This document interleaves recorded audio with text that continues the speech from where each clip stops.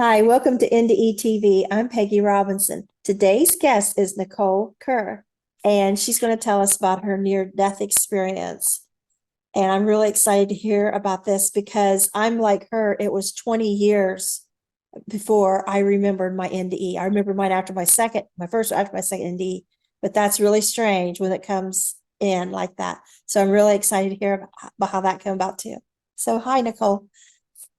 Hi, Peggy. I just have to say I'm delighted, excited, and so full of gratitude to be on your show today, and especially on Winter Solstice Day, the shortest day of the year and the darkest, and allowing the light to come through. So I hope a lot of your audience will receive some light from some of the things that I'm saying, that you're saying, and hope. That's my intention. Okay, sounds good. So feel free to start wherever you like. Take as long as you like. Okay. Well, I had three NDEs as well. And this happened to me when I was 19 years old. I was a cadet out at the United States Air Force Academy. And I was the sixth class of women. I don't know that most people even remember that the government allowed women into the service academies in 1976. And so in 1980 was the first class to graduate, and mine was the sixth. So you can look at me and most people would say, you're not the typical military woman. And I would say, you're right. All through high school, I never did anything military related. I modeled, I was the head of a team board. I did junior achievement. I did government relations kind of stuff. I never did anything regarding that. So what I did is, my dad was a graduate and he wanted one of the four children to go follow in his footsteps. So I was a people pleaser, and I'm a recovering people pleaser. Let me put that in there, because that is an identity. If you take it on and take it too far, it will literally destroy your life. And you have to really start being aware of that and realizing you get nothing out of it at the end of the day. You actually feel like a roach that got stomped on. So anyway, I decided to apply, and lo and behold, I got accepted. I honestly did not think I would. And I showed up there in June, and they, cut off all my hair. They took away everything. And I went straight into boot camp. And 3 weeks into boot camp, Peggy, I got one phone call, because they didn't have cell phones back then. They let you call your home for 3 minutes. I called and I heard my mother's voice say hello, and I cried and hyperventilated for 3 minutes. And I look back on that now, Oh, that was my first panic attack. And oh, the commander just told me to sit over to the side and get my shit together. Well, that doesn't really help when you're panicking, right? oh, Okay, so wow. what I needed from my mother, it was permission to come home, was permission to say, honey, if this isn't what you want to do, if you're not on the right track, if you're being abused, if something is going on out there that we need to know about, please tell us and we'll get you out of there. You don't have to stay because of pleasing your dad or pride or ego. But I couldn't say anything. And so I hung up, and my mother later told me, she looked at my father and said, what have we done to her? And dad's like, she'll be fine. And I wasn't fine. Okay. I went from there until remedial training, which was one-on-one, which was even worse. So I'm not, the military, and I thank God we have a military, but it is designed to protect America, to protect and defend. And you learn how to kill people in the military. That is just what you do. And My you were soul, still a child. yeah, 19. Well, that's most of the people going into the service are children. Yeah. I are 19, and our souls aren't designed to learn how to kill other people. And girls So aren't designed, our growing up, what did we do? We didn't play with the army toys and all the things that you guys do. certainly not me, I want to be Miss America or something like that. It was all that imagery, Charlie's Angels and all that kind of stuff that was coming through back in the day. So needless to say, I persevered the first year. I don't know how I made it, but I did. I got through it. And what I started realizing was the God that I grew up with, the concept of God, which was Southern Baptist and Lutheran. That duality said that God loves you and will protect you and will be there for you. And on the other hand, if you don't follow these rules, these commandments, and other rules, that you are going to get punished, you're going to get judged, and the wrath of God will come upon you. Okay, so I got raised with that duality, and I started reaching out to God through prayer, and nothing was changing. There was no evidence that him, whatever it is, was listening, because nothing was changing. I lived in fear the minute I walked through the Bring Me Men ramp. They've now changed the name, because people started yelling at me. People started, that whole just really abusive environment of mental abuse, physical abuse, and with women there, sexual abuse. So I wanted Were you being out. abused? Yes, yes. And Sexually abused? Yes, yes. In the military? Yes, and it is still going on. Okay, they just had a report about 6 months ago about West Point and the Air Force Academy still dealing with sexual abuse going By on. officers or a fellow classmates, and then that's how my wreck actually happened. Is my sophomore year, we started out with a squadron get together. It was a beer ball softball game, and I arrived late. And my father had real strict rules: no alcohol, no cigarettes, and no dating upperclassmen. Well, now here I am in a facility with 4,000 men and maybe 400 women. Okay, so that's ridiculous to even. I mean, that's what your whole teenage years and upper teenage years is about, is rebelling and trying to see what you can get away with and what your life's about. So I left that squadron party, and there was one guy left with a car, and it was a Corvette convertible. And I asked him, I didn't know him hardly at all. I asked him for a ride back, and he was like, sure. So he wanted to stop at a bar and have a couple of beers. I was like, well, that sounds cool, as long as we get back to the academy on time. And because he was trying to loosen you up, wasn't he? That's exactly right. And I was so naive, Peggy. I had never been on a date growing up. Okay. I did not understand his agenda. I thought he was going to go straight back to the academy like everybody else was doing. But nope, let's have 2 beers. The bartender did ask him, hey, are you okay to drive? And he said, yep. Then he asked me if I wanted to stop at there's a place along the way back to the academy. This is in Colorado Springs. And did I want to see the sunset? And I was like, well, we got to get back at 7:35 and it's getting close. And he's Meaning, like, I want to take you parking. Yes, yes, yes. But I didn't get that. Right. We get it now, right?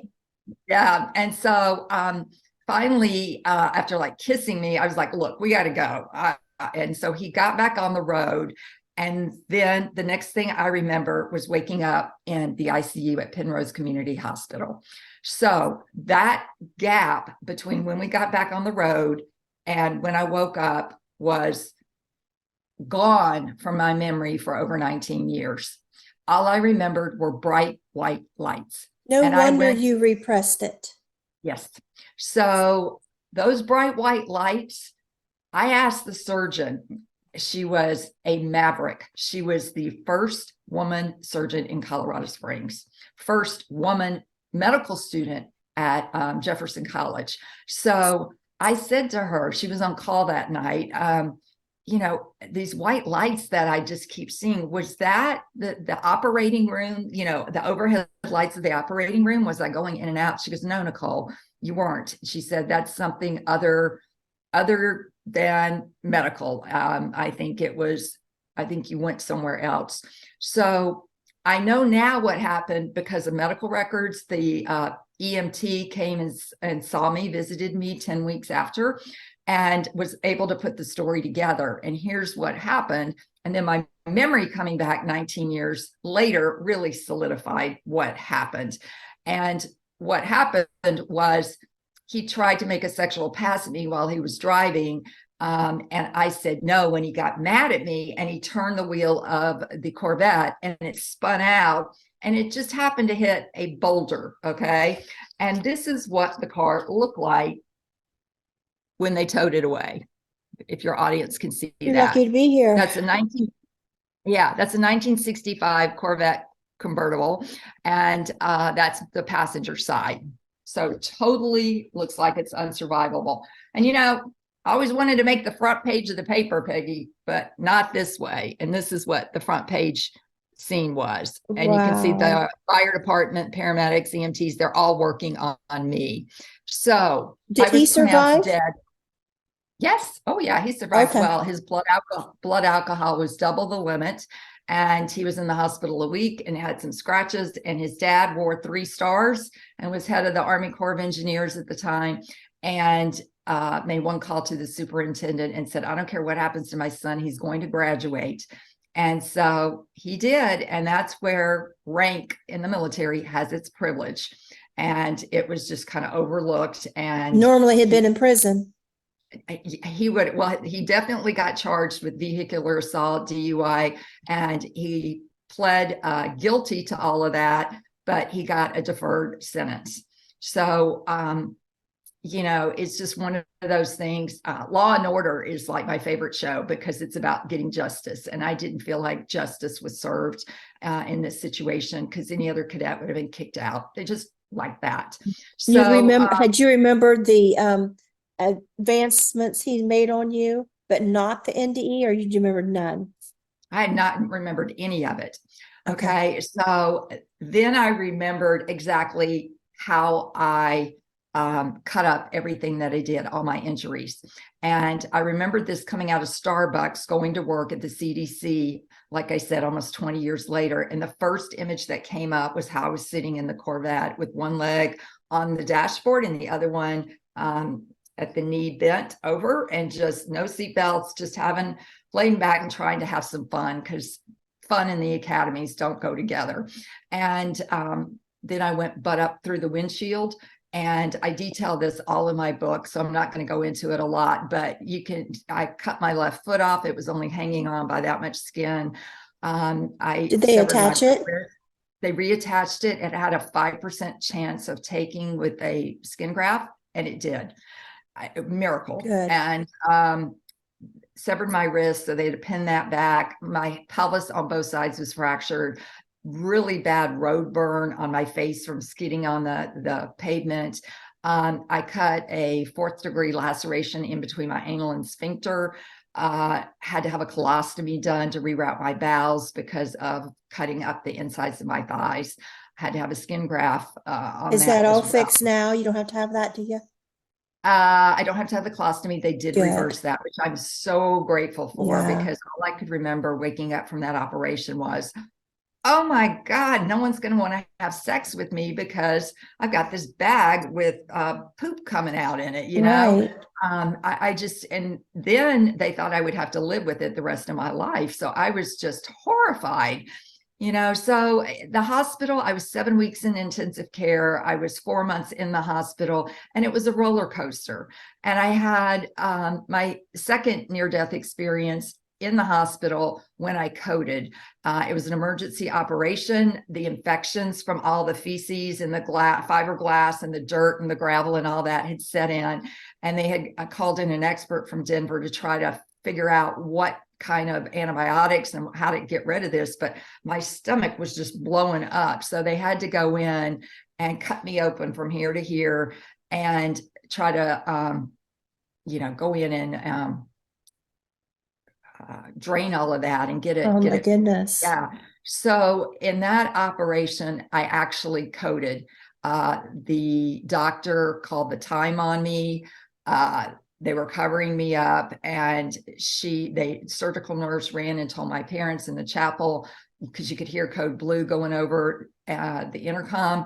And my mom and dad just knew it was me. And they said, your daughter did not make it. You need to start making funeral arrangements. We're so sorry. And mom refused to believe that. And dad started crying, which mom said was the first time he's ever cried. And then a few seconds later, another nurse runs in and said they got her going again. So, it was like, oh my gosh. And then the third NDE, and then I'm going to back up to the first one. The third NDE happened when my lungs started filling up with fluid. and suffocating. And that to me is the worst form of death, is not to get enough air. And they could not get my lungs. They kept draining them with this needle this big. You see them in the hospital. Well, that's what they're for. They drain the fluid from the back of your lung, and they would drain it and then it would fill back up. And what I thought was they were taking my oxygen away, because for a moment I could breathe and then it would start filling up and I couldn't. And it was awful. It was Like absolutely drowning, I awful. imagine. That's exactly what it was. And then the doctor realized that that was not going to be a viable way to keep me alive. So she gave me a diuretic, which causes you to pee. And that was her last effort. And I peed off 3 quarts of fluid, and wound up being saved. But at that time, I was beyond terrified, beyond panic that I wasn't going to make it. I just, it just, yeah, it was just shocking to me. Sepsis, gangrene in my right leg. I had all these kind of things set in, and, it was a long haul in the hospital. And I think the hardest part of it, through all the pain of the physical, was that my parents blamed me. They blamed me because I broke my father's rules. I had 2 beers that day. I smoked a cigarette, and I was with another cadet. And in their eyes, they thought, I was dating him, which I wasn't, but that didn't matter. So the way I was raised was I disappointed and I didn't obey my father. So that translates to I disobeyed and didn't honor my father in heaven, because it really was a mirror image of my father was really God. And so I have lived with that guilt and blame, even though I wasn't driving, even though I wasn't drunk. I've lived with it until recently. So More reasons to suppress. yes, exactly. That's exactly right. And I knew I was going to have to go home with my mother and father and be put back into the home I grew up in, which meant going back to their religious churches and being totally dependent on them, because I went back as an infant. I couldn't use the bathroom by myself. I couldn't walk by myself. I was totally dependent on them at 19 years old again.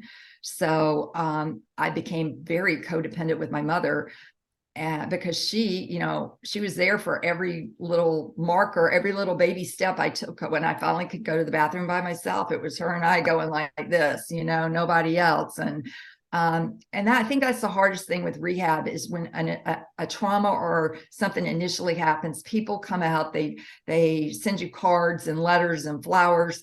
And then as you move on through rehab, months and years later, they forget about you. They think, okay, you're going to be okay. And the calls don't come, and it's very lonely, and it's very, you just feel alone and just kind of empty, because everybody's going on with their life and you're still just trying to do a basic necessity of life, which is go to the bathroom or even trying to walk, and we take all that for granted, that we can just get up in the morning and brush our teeth. And, but it would take me 25 minutes to brush my teeth because I had to do it left-handed. And, it was just like, that's not my dominant hand. So it's a lot of these things that, sometimes it takes that kind of a reminder to remember that it's a gift, and that to be able to function as well as we do, to not just take it for granted. But I want to go back. And so unfair that he didn't get hurt and you Well, did. yeah. And I will tell you, my roommate at the Air Force Academy, I did not see her. She came to the hospital while I was there, but she quit the academy in December. And I have not talked to her in 38 years. The other 2 roommates I did and been in touch with, but she just left. She quit the academy and nobody saw her, and nobody knew why.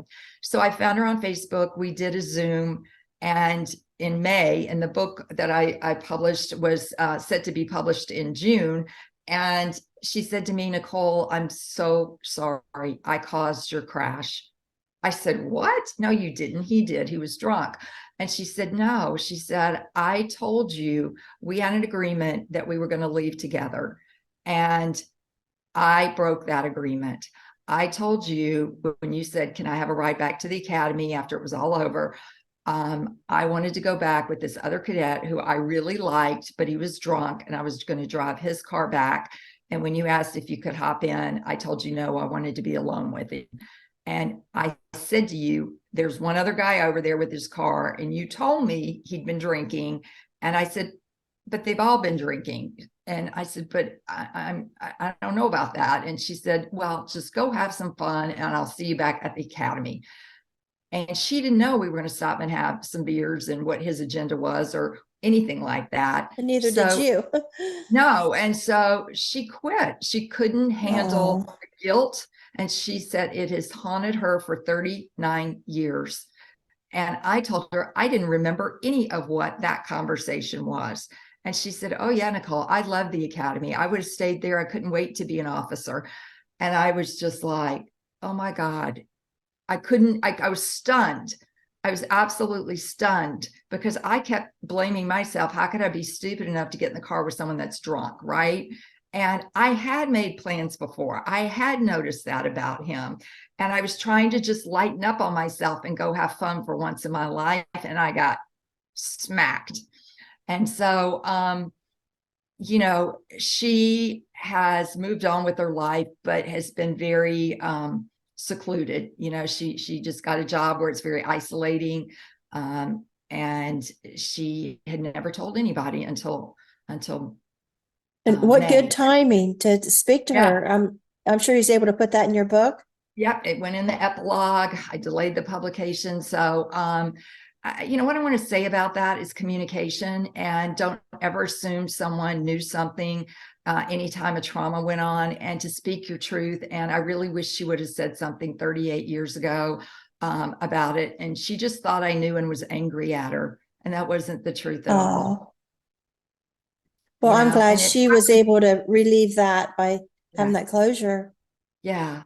But for people that are still struggling, make sure that you do have correct communication about what happens, because you may be holding on to guilt and blame and shame, which are not yours. And those weren't hers. That's very good advice. Okay, so back to my NDE. I was coming out of Starbucks. I remembered how I was sitting in the car, and it was clear as a bell. I mean, I saw myself. So I thought, oh boy, I cannot go back to work. I was working at the Centers for Disease Control in Atlanta at the time. So I went to my chiropractor, and he was full. And I said, I don't care. I'm going to sit here in your waiting room, and I'm going to wait until you have an opening. And he finally had one, and he took me in the back, and he said, Nicole, these are repressed memories that are coming up now. Your body feels safe enough for them to come up. So we're going to do some work, some body work, some acupuncture, and we're going to try to get your body to tell the story, because the body remembers. It really does remember what happens, and it files it away. And usually if you are someone who is emotionally, let's say, stunted, it's going to all just stay in your body. And so he basically worked with me, and I went through the whole wreck, and I detail that in the book about hitting the windshield, remembering what that felt like. And then I got up in the air because it threw me, it ejected me upwards. And that's where it stopped, with the memory of him. And I looked down, and I could see what was going to happen, which was I was going to die. When I hit the ground, I was going to die. And Peggy, I think the hardest part is realizing something like that and knowing you can't do a damn thing about it. In my will, it's not about willpower. It's not about intellect or any of that.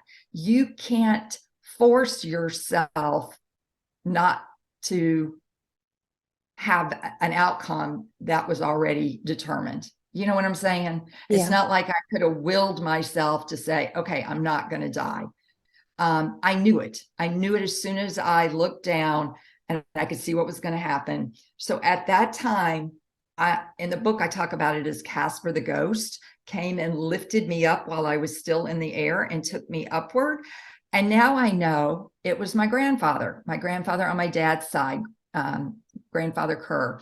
And he came down in an angel form because he knew that's what I would recognize. I didn't know about angels and archangels. So he lifted me up and we went to a different plane is the best way I could explain it. Okay. I wasn't in my body anymore. I could look down and see my body. I remember I had my, my teal Azad on, my khaki. I could just see me in the ditch dead. And when I went up, I was in this white light. Okay. And it felt so, I don't even have the right words for it. It was a bliss beyond bliss. And I will tell you that in my own experience, and along with thousands of other people, and maybe you too with your NDE, that it's 100% different, that experience of death. We always think of it as doom and gloom. We write about it like that, negative, and it's not. It's absolute beauty. It's absolute light, and it's loving kindness on the other side, an unconditional love that we really can't even grasp on this side. And I felt like I was in this chrysalis and just held, and nothing mattered, nothing from my past ever mattered. I didn't even have a name, Nicole. All my identities were just stripped from me. And I remember colors that are not in the Crayola box, right? Intense different colors. And what do we know about the color white? White absorbs all other colors. So when you think about being in this white light, you are actually in every single color that's ever been imagined or created. And it is just like being in a rainbow, extended rainbow of color. And when we see rainbows, we all just want to go, right? It's just like they take your breath away, right? And that's kind of the way I saw it, is that light, that white light, what it is encompassing is God, okay? And that is energy. And God is love, period. There's no duality of punitive, judgmental wrath of God.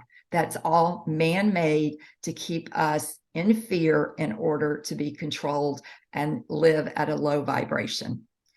So I was up there and I could hear other beings, spirits, angels. I don't know how I could hear them. I don't know if they were talking in English, but I understood it. And it was very clear that the spirits talking next to me wanted me to hear their conversation, because they were talking about how people on Earth need to ask them for help. Okay. They're not going to interfere in our lives because of something called, just went out of my head. We have free will. That's it. We get to choose.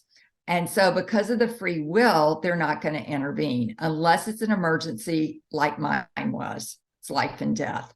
So what I want to remind the audience of is ask your angels for help. And I know people laugh about asking angels for help for parking spaces, but dadgummit, it works, and it can be, it's something really small or something really large, but we forget to ask for help from the spiritual realm, and they are there ready to provide it. And it comes in ways that sometimes are funny, that we could never imagine, in ways we never can imagine. So you have to be open to how that looks.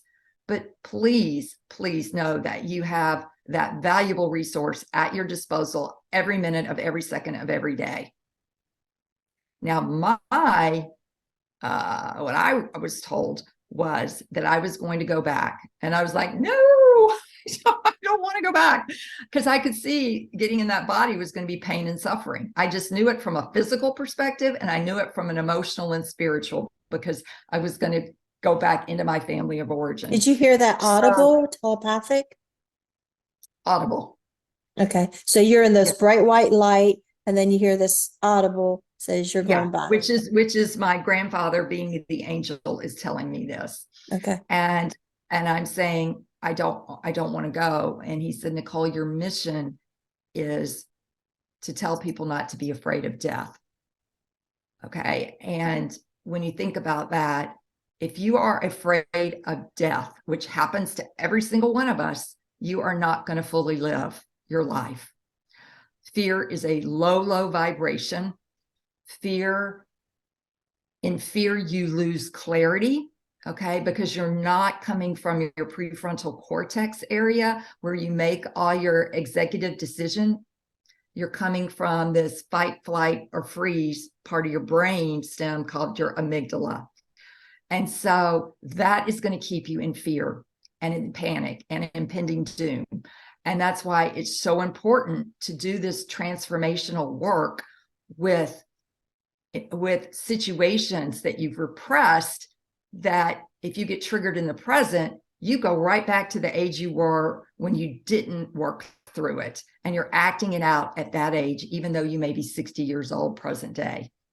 Does that make sense? So you're Yes. getting the same results that you got at 6. And that's why things are not moving in your favor. And you're sabotaging yourself unconsciously, unknowingly. You're not doing this on purpose. I don't want people to say, well, I'm not purposefully doing it. No, it's all unconscious. And that's pretty much programmed where we're operating out of that 95 to 97% of our waking time is out of the unconscious. We're only 3% conscious or so. So when I woke up in the hospital, I didn't remember any of that. And it took that next 20 years for that memory to come back. And then I'm going, well, that's a pretty big message. How in the world am I supposed to tell people not to be afraid of fear? I mean, not to fear death. And I spent the next 20 years trying to align myself and to work on myself and transform myself so that I could get this book written, which took 13 years. It is my heart laid out. I am vulnerable in it. I talk about my parents telling the doctors, they said that Nicole needed to get some mental health help. She's been in a huge trauma. And they told her, my mother told the doctor that God and Jesus are our psychologist and psychotherapist, and that we would be fine. And that just wasn't true. Okay. And it's not like Jesus or God comes and sits and tells you, okay, this is what you need to work through. This is how you work through it. So as a result of not getting help, I developed an eating disorder, compulsive eating. And that was, I couldn't handle all the pain and the shame of what I had done. And so that was with me. That was back in the 80s. They didn't know binge eating disorder and all of that back then. It was just compulsive eating. And the only thing that I knew was a 12-step program called Compulsive Overeaters or Overeaters Anonymous. Was this while you were with your mom and rehabilitating? No, it was directly when my mother and dad decided to they thought I was well enough to go live with my sister in Dallas. So it was exactly a year later. So I left the hospital in Colorado at Christmas time, around this time, and then was flown back to Mississippi to rehab. And for 8 months, I was there doing rehab and learning to walk and swim and do all that again. And then my parents thought because I was physically okay, that I was mentally and spiritually okay to go and lead a normal life. And I wasn't.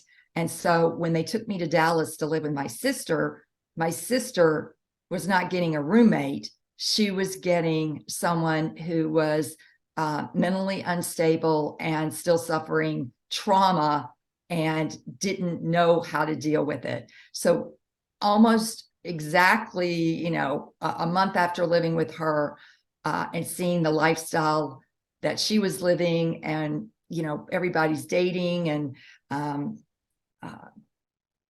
college scene, the regular college scene, not the military college scene, very different, very much focused on sororities, fraternities, looks. Okay.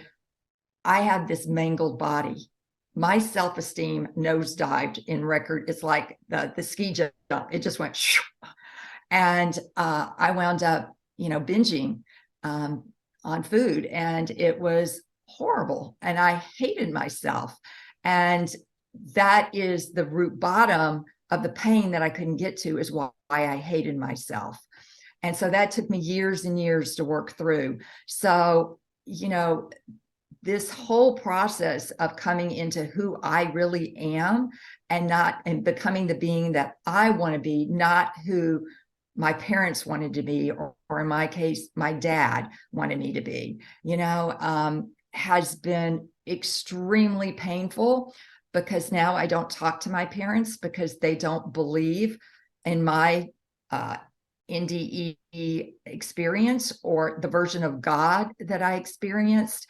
But I write in my book, and it's more about the spiritual journey rather than the actual events on the other side. There are a lot of books out there that detail what heaven is like or what the other side is like. And I will agree, in short, that it's all beautiful. Everything is beautiful. It's light, it's loving, it's unbelievable. You don't want to come back. But I was not given a lot of that because exposure, other than the colors and the light and the beings, before I was brought back, because I'm supposed to focus on the message. And I think people want to get off on, well, what was your review of life like? Or did you see your deceased loved ones, or all of that? I think you can get caught up in all that you lose the message. And the message that they were very clear about is, we have got to start looking at ourselves and start understanding, what is my concept of God? Not the God that was given to me by my parents or their parents or their parents before, but what God do I believe in? Because your relationship with God has everything to do with your relationship with death. So were all three of your NDEs the same, and bright white light, and your grandpa as Angel? They were all like identical? No, the two, Okay. the one in the hospital and the two in the hospital were not with my grandfather. That was I didn't know of such a thing, but I've been told of military angels, and that may seem like an oxymoron, but I was sent one, and his name is James, and he was sent to fight for me to stay alive, because I kept wanting to go back.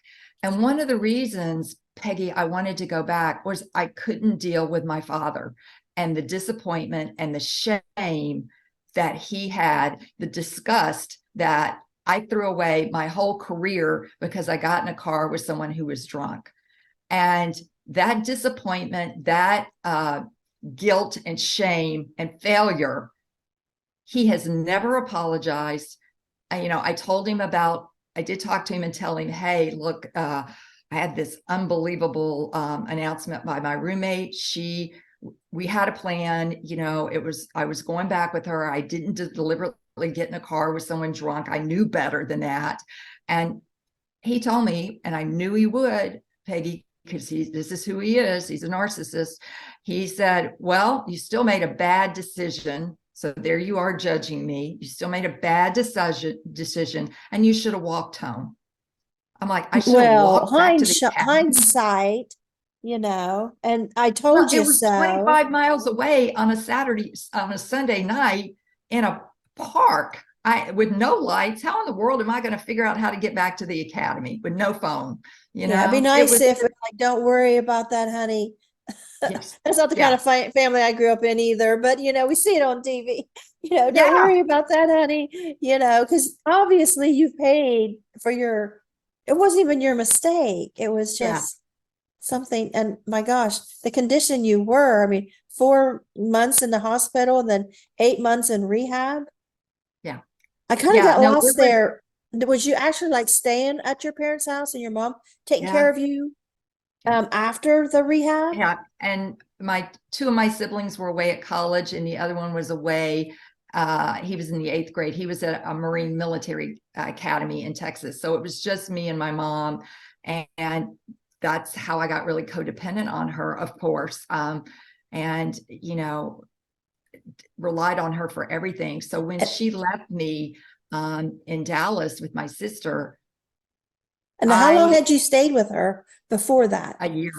It was a Oh, year because wow. she came out and stayed the whole 4 months while I was in the hospital.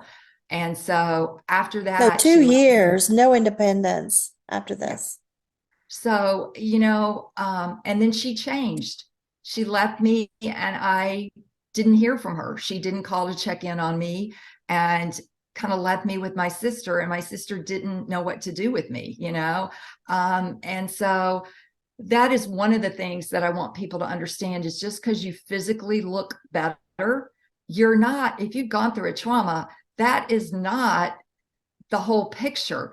You have got to deal with the emotional and mental piece of this. Were And you physically well by then?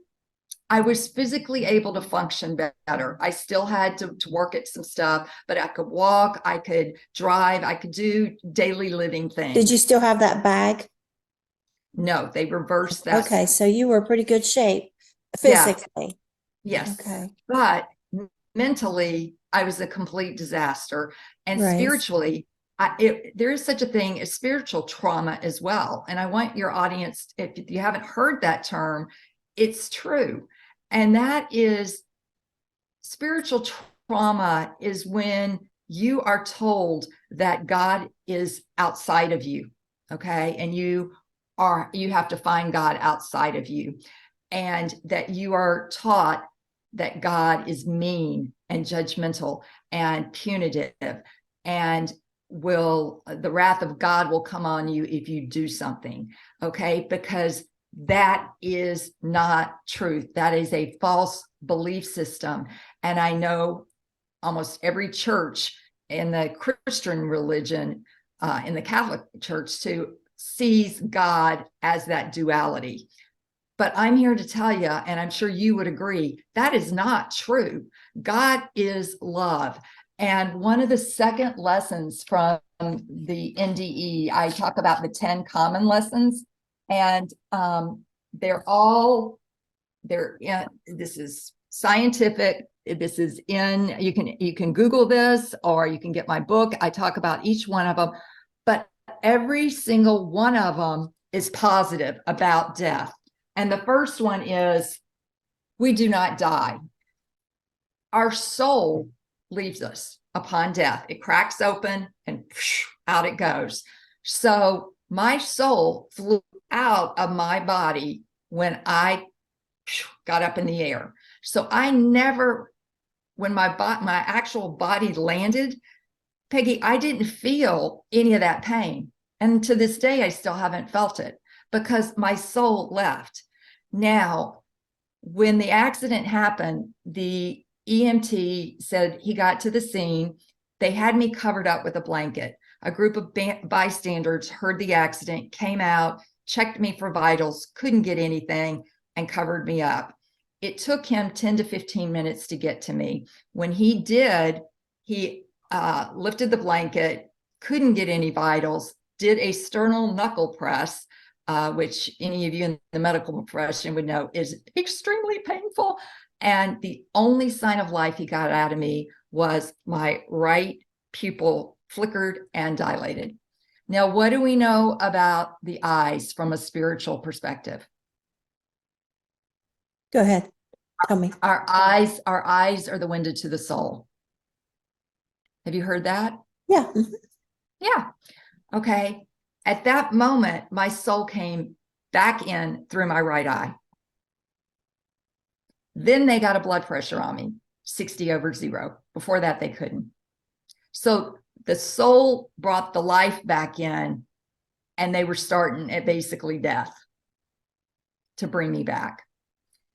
That's interesting because I was talking the other day on one of these about almost 2 years ago. I was on the toilet, I was really sick, and I passed out and hit the floor, and my husband was trying to bring me back. I had a tiny little OBE, just tiny. And he said my eyes kept flickering. He's like, baby, try to get me to come back. My eyes just kept flickering.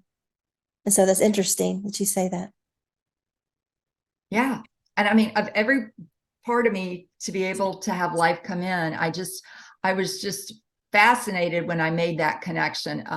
that was my soul re-entering my body, and so they got me to the nearest hospital, basically dead. They just tried to stabilize me that night. And after working all night on me, they did.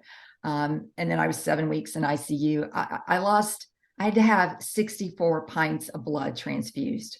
Now, I don't know if everybody remembers their math, but we have 8 to 10 pints in us at any one time. So that's like redoing my system almost 8 times, So I was a sick, on the verge of dying every day. That's how it was. I lived in terror because I never knew if I was going to be alive or die every day. And the same with my mother when she would come visit. She never knew what she was going to find. But these lessons, the second one I wanted to say was love is all that matters and is the source of all that exists. So if you think about love being the source of all that exists, source is God. So love is God.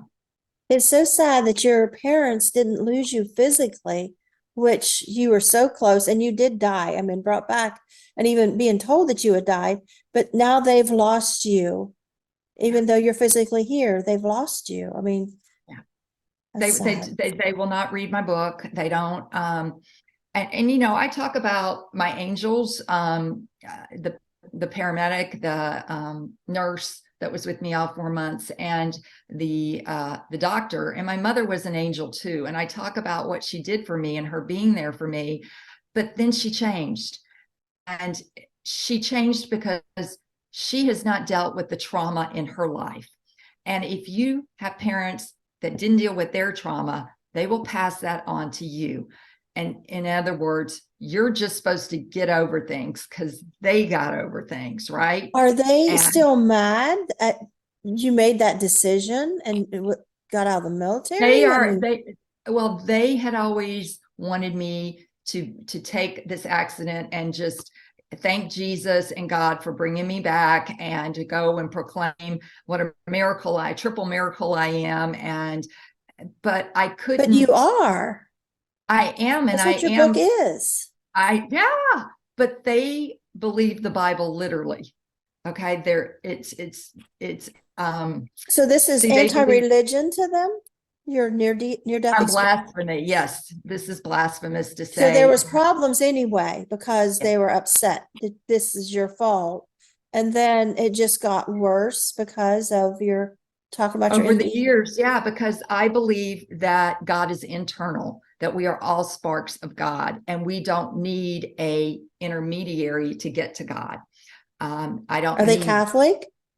No, they're Adventist Health and Baptist, and I don't know what my mother's doing now. I think she's at some Polish church, but they go to multiple churches, so they spend a lot of time in church.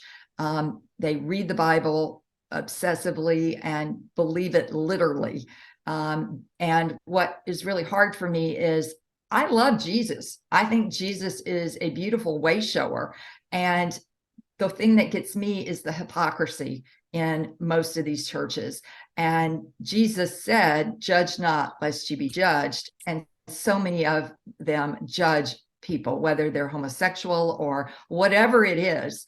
And I just thought that is not the message of Jesus.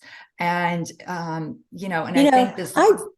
I'll come on screen with you for a second here. I'm sorry, I have to say something. I kind of blame IANS, International Association of Near-Death Studies, for churches not accepting near-death experiences because they really promote the new age type of theories and want people to turn away from church and God. Not all of it, but a lot of it.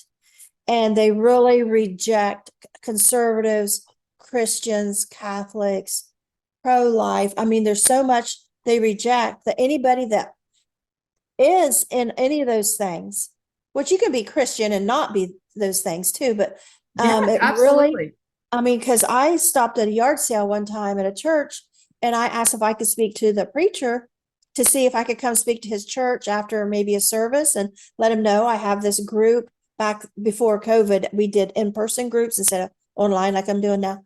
And he said, no, I have to protect my flock. And what he was basically explaining to me is like, he sees me as like the Antichrist, like the devil, like he has to protect his flock from me. And Yeah. he didn't understand nor realize, was he willing to sit and listen and learn that I am Christian. I'm not trying to turn anybody away from God or Jesus, just the opposite.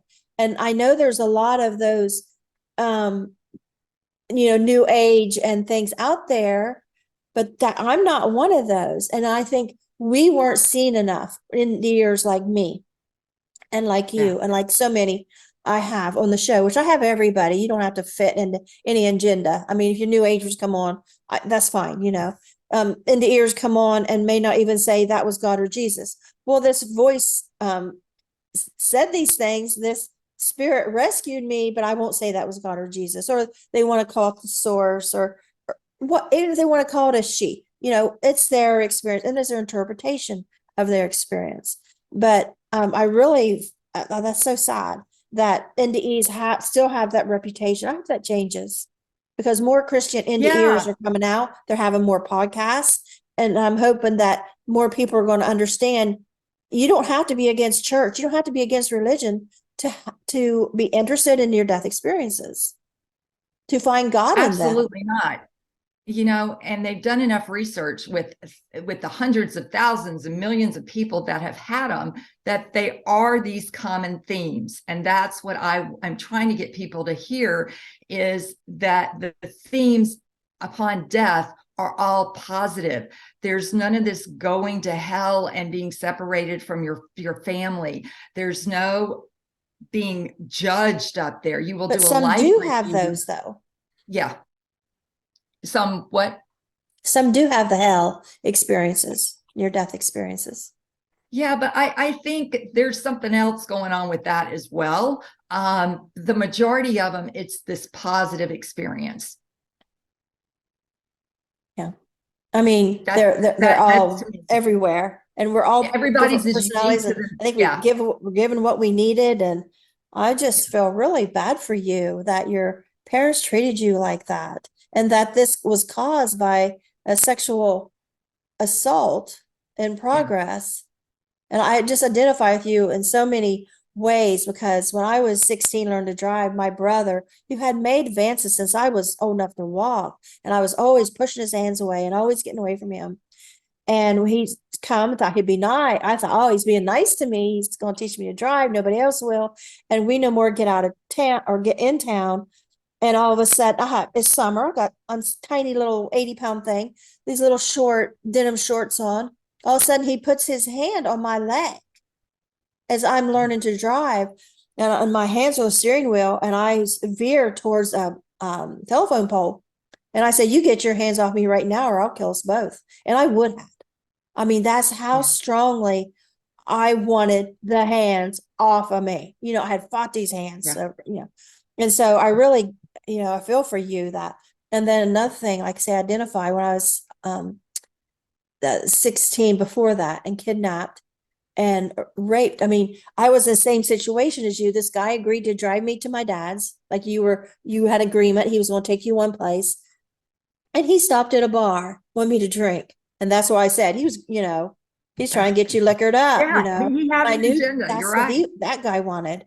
And I went to the bar when he went to the bathroom before we left. And I was like telling these guys on pinball machines, call the police or, get me out of here. This guy's, kidnapped me because he won't take me to my dad's. And he'd already pulled into a lake before this and threatened to drown me and stuff. And he said he'd throw me in that lake and nobody would find me. And so, he was like, he just wanted this date. He was just supposed to drive me to my dad's. That was it. And he wanted this date. Like this guy, he's just supposed to drive you and he's forcing a date on you. So Yeah. I really get, and then I understand too, the why, because I repressed that. Even like maybe, I don't know, 10 years ago, I told my daughter-in-law, I said, um, you know, I've never been raped, but I just really feel like I have. But I have this feeling, but because I never accepted that was rape because I left my body. I had an out of body Yeah. experience. As soon as he approached me in this shed he took me to, I was praying I wasn't even on this earth, and suddenly I was out of my body. And so I understand that repressing. Yeah. And also, soul loss happens with that. And that's a way your soul fragments and pieces of your soul leave you. And it's a way to self-protect. Okay. So when my accident happened, I know this because I did a shamanic soul retrieval in 2019. He told me, when you die, your body, it splits open and your soul releases. And so your energy body does. Okay. And so mine had about a 30% crack in it. And I've been living with that crack since then. So he did some work with me to help bring in those pieces to get me whole again from a soul perspective. How do they do And that? he has a way of doing it, but there's characteristics of soul loss, and that's you don't want to be here. Okay, so you've run into people. I mean, I didn't want to be here for so long, and there's this low level consistent feeling that something is missing in your life. It's almost like you're just in a constant state of a low depression. See, I think And a that lot of soul loss compulsive.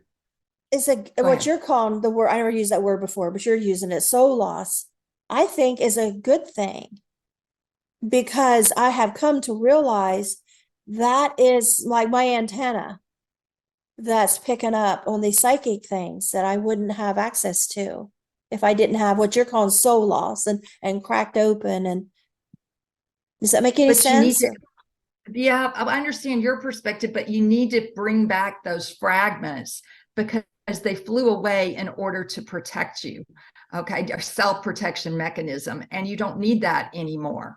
So that's what it's trying to do, is bring yourself back into whole so that you're not you want to be here on earth. You want to be this light worker, this, this person that can come in and help raise the vibration of the planet and people, and that you can lift out of a depression, and that you can, like, I can see that if you haven't healed yet from the trauma, I can see like depression. like compulsive eating or any other addictions can come out of that.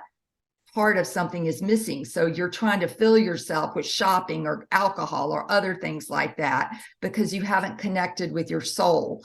And I think that's a huge piece that's missing in a lot of people's lives in terms of a tool to help in your healing process. So it's not, it's your relationship with your soul is so important. And I wonder most if it's people, like you talk about fragments or something, I yeah, think maybe.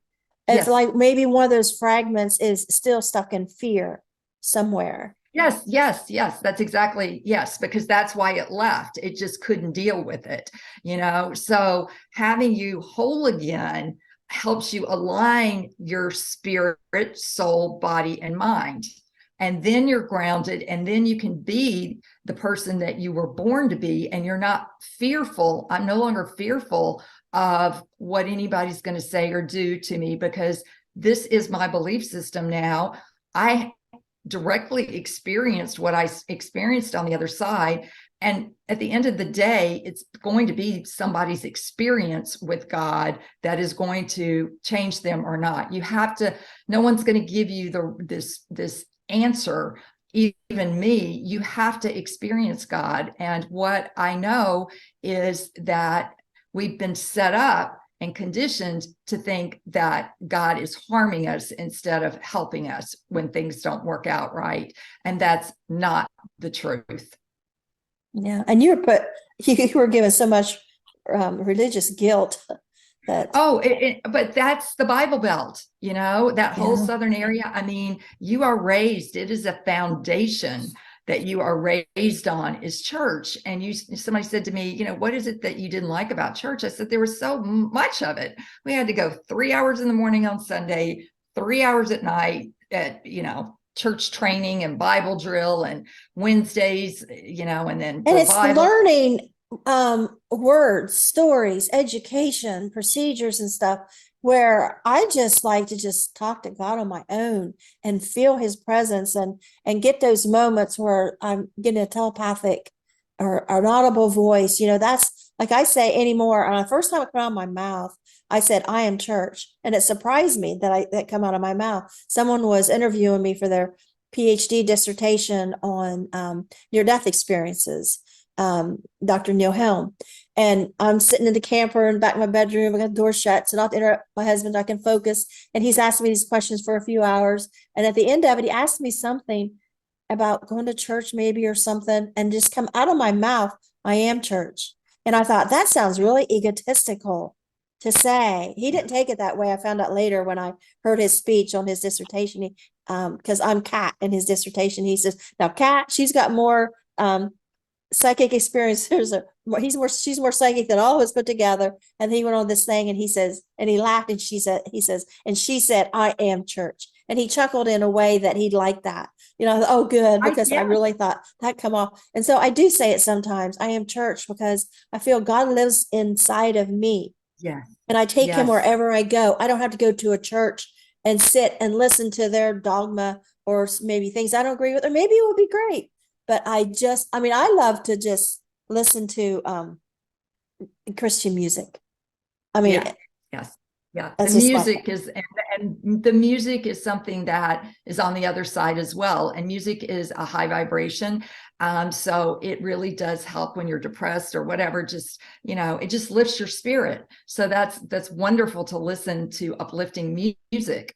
And yes, we are not, and that's the message, you're not separated from God, but we were raised that we were separated and that we had to do good works and that we had to do all of this. And my ancestors before the same way, and they never really lived their own lives because most of them were so fearful of, displeasing God.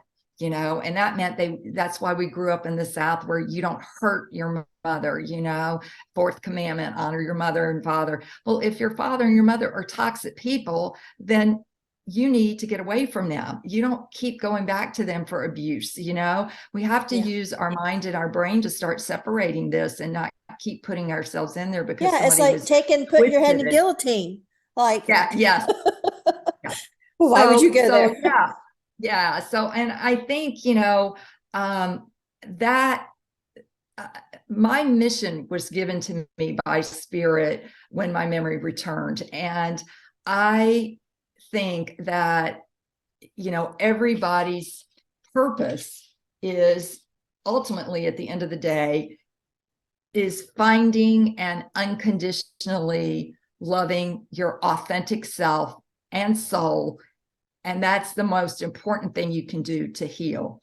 And this is where I have found my radiant well-being is I love myself now. I now know who I am. And it doesn't matter if anybody else agrees with me or doesn't agree with me.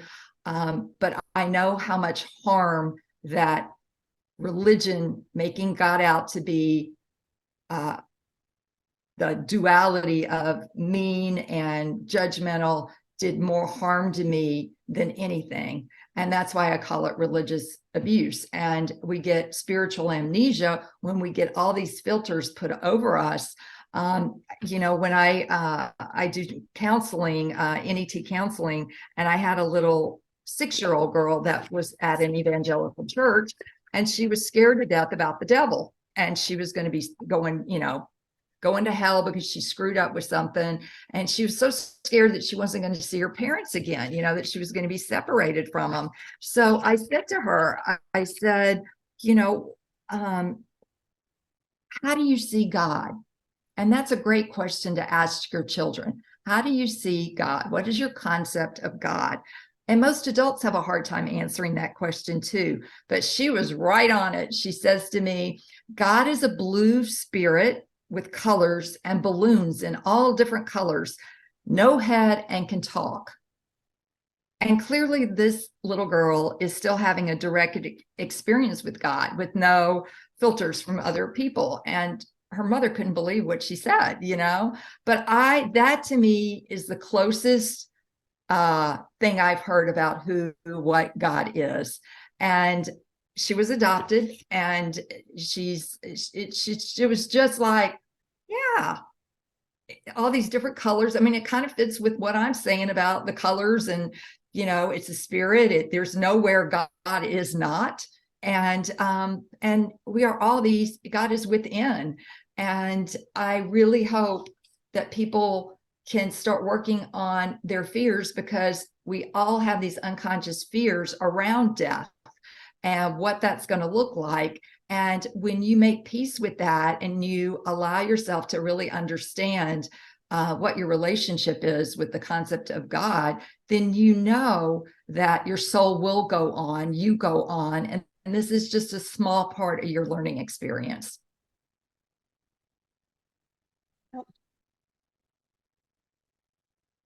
Yeah. I had described a spirit come through the windshield at me one time as a blue, like this blue cloud.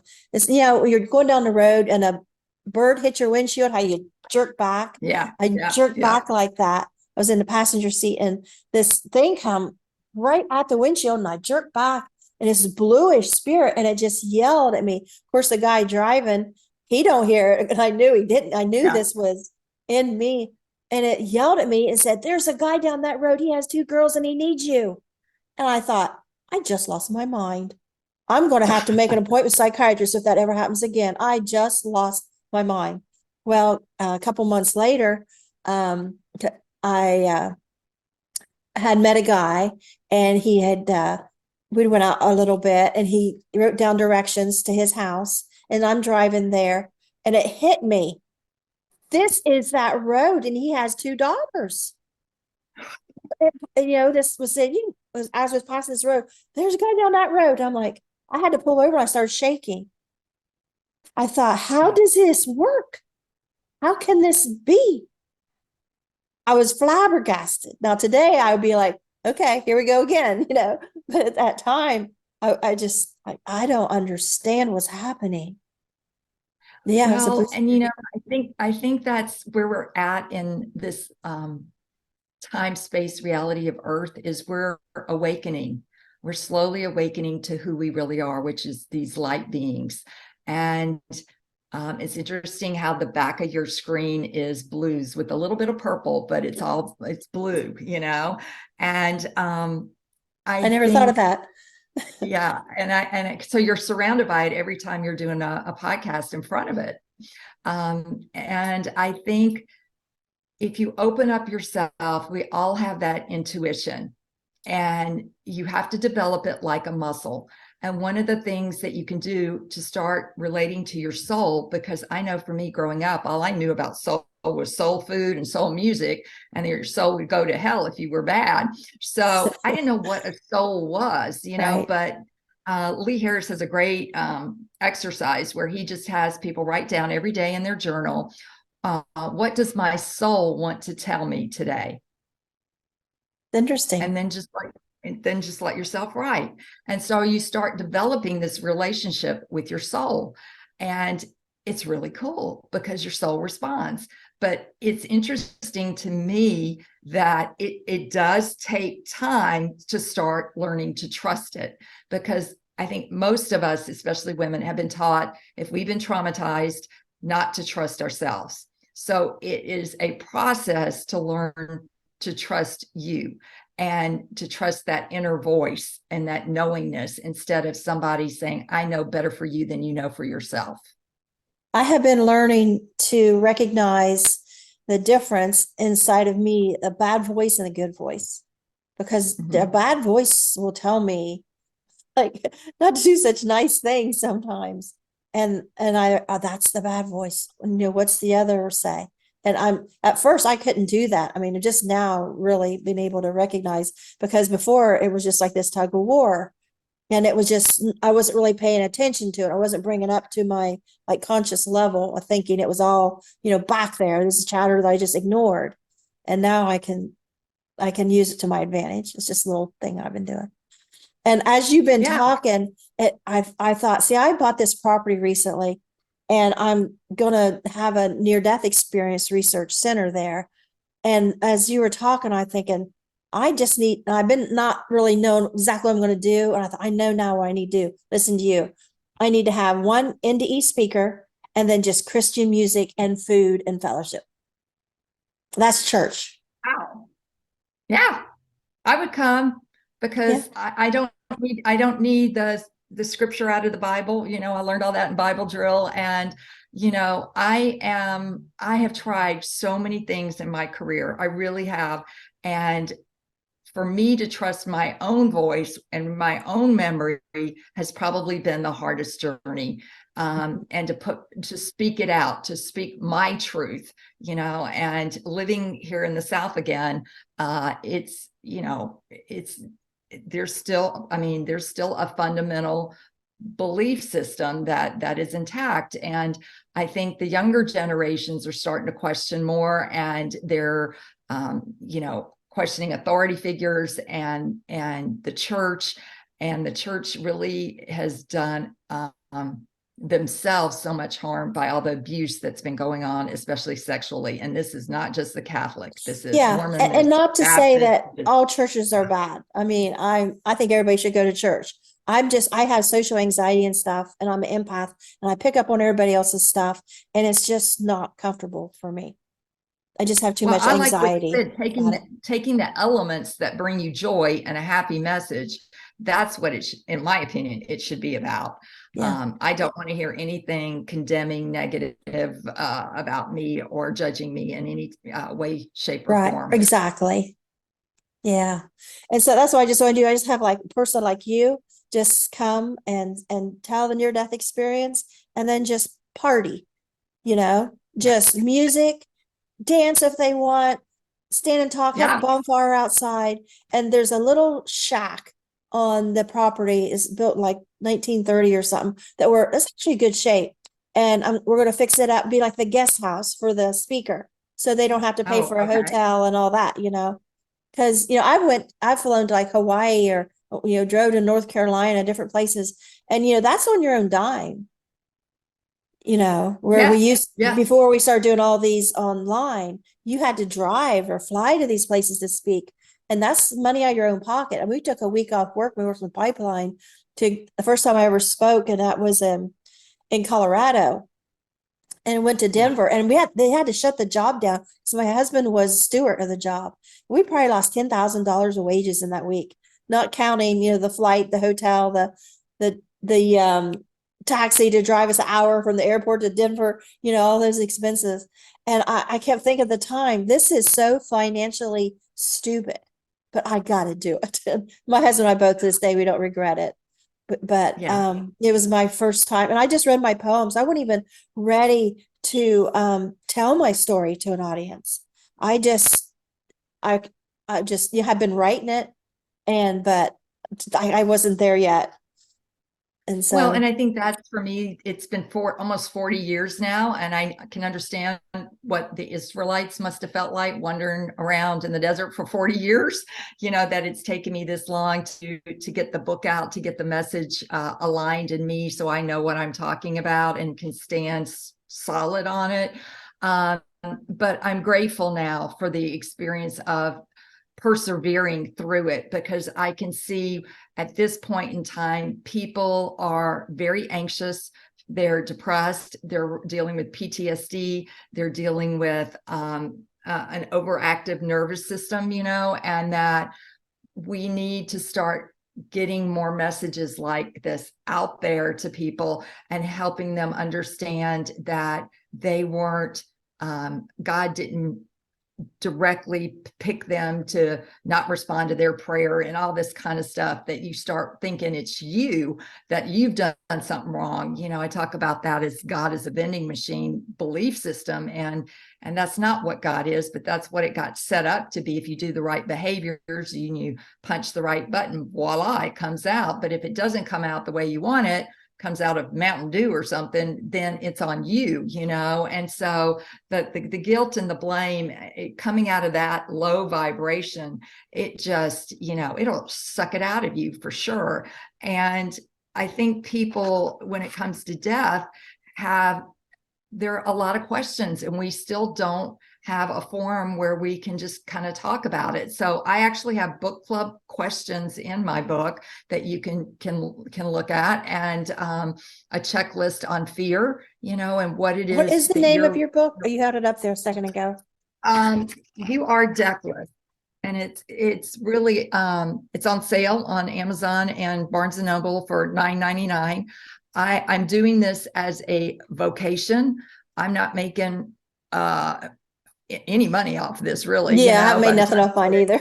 Yeah, this isn't I'm still on about the making hold from money. $3,000 to my editor. So Yeah, and it's got pictures in it of some of the things. And I just want people to, it's more than just the NDE. The NDE sparked this whole spiritual transformational process when I remembered that. And it's taken me down this huge path that I would never have gone to otherwise. And I'm grateful for it now. And I can really look and see how everything has been in divine order. And I kind of say, the universe, God, it's got my marketing plan too. If I've come this far, it'll get to the right people. It'll get, however it needs to get disseminated. I just want it to be effective and helping and giving people hope for healing. And when someone passes over, yes, you're going to have the human emotions of grief and suffering and pain and loss. But we got to carefully and compassionately hold and heal that alongside the bigger cosmic context of what our bigger picture in life really is. And that will enable us to lead a happier life and to prepare for our own graceful passing and to support others as they approach their own transition. I wish more young adults would read these books because I think it takes a level of maturity to be able to process what we're doing now. We couldn't do it when we were younger.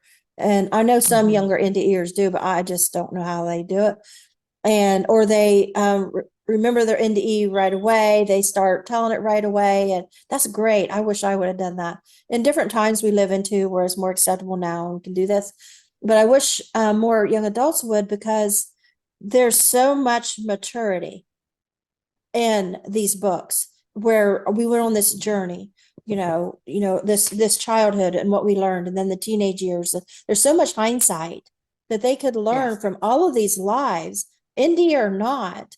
There's so much wisdom that it's taken us lifetime to be able to acknowledge and decipher and put into words. And it just feels like it's being wasted because the younger generations, like, oh, where they want to read, I don't know, probably their phones, but Well, or I murder think that's why mysteries or romance I'm novels. I'm just starting down the Audible road of reading my book and putting there, since that's 30% of the market, and you have to remember reading, when I was looking at doing a book and everything, they said the average number of pages people are willing to read is 150, Right. so it's not, reading is really, with social media now, it is falling aside, and Instagram and all of that is picking it up. But I think the Audible is a different way to go as well, to capture more of that younger audience, and then they are hearing it versus reading it, but yeah, offering it in different formats. Now yours is new out, correct? Yes, it just came out 4 months ago, so August, and it did hit the bestseller list on new NDEs, and I couldn't even believe it. I was just shocked, and I think because it comes from an authentic place, an honest place, a very vulnerable place, and I just tell my truth, and it's not easy to do that. And you have to be able to get a thicker skin when people review it and don't like it, and this isn't what I expected. And I just said, this is about, you're deathless. You do not die. Your soul goes on, and what that looks like, Mine didn't even, Amazon didn't even put mine in near death experience category. They put it in a cult. Like, what in the world? You put an out of body experiences. I think it's 82 categories it's in. And Yeah. I don't have a traditional publisher. I went with a print on demand, So I have to do my own marketing. I don't know how to do marketing, so I haven't done any. So it's just out there. Yeah, It might it's so much hard. about child abuse and domestic violence and working at children's services and uncovering the corruption. There's more to it than, Yeah. near-death experience. Because I think a lot of people want a near-death experience book that's just, oh, it's all beautiful and you can just hear the Mhm. harps and the violins. Right. That's not my book.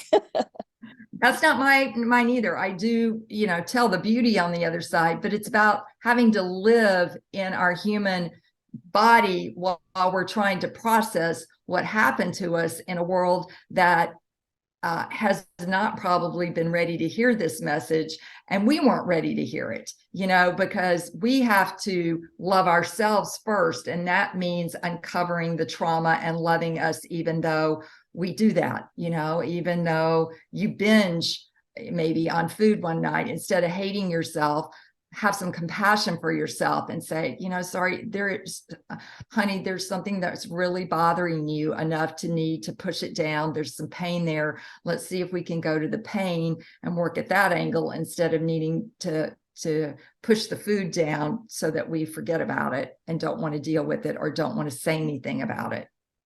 I was shocked. I had no way of knowing that my target audience ended up being middle-aged men. Like they are reading about this girl was abused and sexually abused and all these things. And like my husband's boss, well, his boss, a business agent, he kept every time he'd see me for the longest time, he was reading it. He'd pull me off the side and he said, I can't stop crying. He says, I have a box of tissues and I can't stop crying. I never have guessed that any middle-aged man would have read my book and cried. Not a million years. Well, I think the portal is opening for all of us to tap into our emotions and to start, especially at middle age, realizing that you are mortal, and when you have a good friend die at 61 or whatever, you start thinking about your own mortality and what it is you really believe. But I want to make the statement, we can die at any age, any moment. And so for children, parents need to start having this discussion with children about what death really is, and not, like my sister saying she lost her husband to ALS, and she had a 10 and a 14-year-old, and they were like, well, mommy, you're not going to die, are you? I mean, they were actually scared they'd lose the other parent and were for years. And she would always reassure them, no, I'm not going anywhere. And I thought about that, and I thought, that's not truth either, because you can't control whether and when you're going to die, and they need to be prepared if something should happen to you. What happens to them? Because that's ultimately what they're worried about, and they'll fill it in with their own mind if you don't give them some kind of concrete explanation. I was so surprised recently. I had a Social Security interview because like I'm disabled. I'm going through that process. And the lady is doing a Zoom call like this. And she asked all kinds of questions about my near-death experience and about my podcast. And and she said, you're helping people. And that surprised me. I thought, this is the government, doing a Social Security. She says, you're helping people. Like they've already looked into it, my podcast, what I'm doing, like, can you work, And so they know, what I'm doing. They know how much I'm making. They know everything. And then, so I felt like I had to justify, and she's, oh, no. She says, we don't care about your podcast, meaning we don't care about that income. And that surprised me. Yeah. She's like, you're helping people. I'm like, I think I'm getting a pat on the back right now by the government. So, yeah, and that's where you feel really good, because you're on purpose, you're on your path, this is your vocation, and that's very different from an occupation. And that's why you're willing to do things, out of your own pocket. Same here with me, is because I've now called myself an eternality advocate, meaning someone who is everlasting, ceaselessness, without an end. And that's our soul. It doesn't have an end. And I think it's just very beautiful. And I think it's just hard for us to imagine that the breath that comes out at the end is our soul, and that these bodies we've been attached to throughout our whole lifetime, they just decay, and that we take on a different form. And I love, that John Lennon just talks about his concept. He was so ahead of his time. He just says, I get out of one car and I get into another car, and it really is that simple. And, a lot of us NDEers ask ourselves at some point, why me? So many people die. Oh, yeah. Car accidents, too, pregnancy, drowning, like me, whatever it was. So many people die and don't come back. Like, why me? And actually, some of the people in the audience think, well, why didn't that happen to my son and daughter or my husband? Why didn't, why? And the only thing I can think of is I've noticed a trend with near-death experiencers. We're very determined people. We don't give up. We may not be the smartest, we may not be the best looking, we may not be the most articulate, we may have this huge fear of public speaking. All these things, it does not matter because we are so determined to tell our story. We're so passionate that none of that stuff matters. We're telling our story. Yeah, I would agree. And like I said, it becomes your vocation because we all come back different. Every single one of us comes back different, and we are all more sensitive. We are all more empathetic. I put the credential BTDT after my name. I don't know if anybody caught that right up there. And that means been there, done that. And that's what I feel is like, of all the alphabet letters after my name, that's the most impressive to me. Is I really have been there, done that, and I can speak from that experience. And it has brought me so much peace to know what I know. And that's that. I used to hear it in church, the peace that passes all understanding. So, that's what I hope. And it just is time to rewrite and to change the narrative on it. And I hope, your podcast, my speaking, and other people that will start talking about death in a positive way. Now, the dying process may hurt, but death itself is beautiful. And you're never alone. I want people to hear that message. You are never alone. The spiritual guides, angels, dimension comes in, and they are with you. Even deceased loved ones are with you when you cross over. So that's why you'll see a lot of times they'll reach out right before their death. They're like reaching, or they're going in and out of the veil. They're on the other side of the veil talking, and it sounds like they're hallucinating to us, but it's really not. They are crossing back and forth and getting ready to make their transition. And the one thing your grandpa told you on the other side, what was it, like, to teach them to not fear death? What was it? Do not fear death. Do not be afraid of death. I mean, it's very specific. And yes. And when you excuse me, talk about those initials on your book, the movie Saved by the Light movie about Daniel Brinkley's near-death experience, there's doctors in the rooms like, what is your credentials? And he said, Daniel Brinkley, DOR, dead on arrival. And at the end of the movie, has this old lady come up, and she's like, well, when God was picking out prophets, he sure picked the bottom of the barrel when he found you. And he says, yes, he did, ma'am. And I'm like, yeah, bottom of the barrel. Pick some people that, all walks of life, because Mrs. Goody Two Shoes isn't going to speak to everybody. Somebody coming out here and preaching the Bible and then discussing these isn't going to affect everybody. Some people will turn away. And it takes somebody maybe covered with tattoos for the people that really need it to hear the story. Yeah. And that's why it's so important for all of our voices. It's like a choir. We each have a certain tone that resonates, and together, boy, does it really hold a lot of power. Yeah. And the comments that, people leave either on Amazon book reviews or on podcasts like this, some of them will say, well, that just doesn't ring true. That doesn't sound like the other NDEs I've heard. I said, that's a good thing. You don't want people saying the same thing. We are Right. all one.